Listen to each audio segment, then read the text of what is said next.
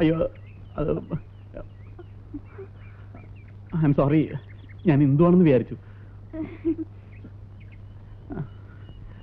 ലത എപ്പോ വന്നു? ഇന്നലെ രാവിലെ. ഇന്നലെ രാവിലെ ഞാനിവിടെ ഉണ്ടായിരുന്നല്ലോ. സാർ ഇവിടുന്ന് ഇറങ്ങിയ ഉടനെ ഞാൻ ലാൻഡ് ചെയ്തു.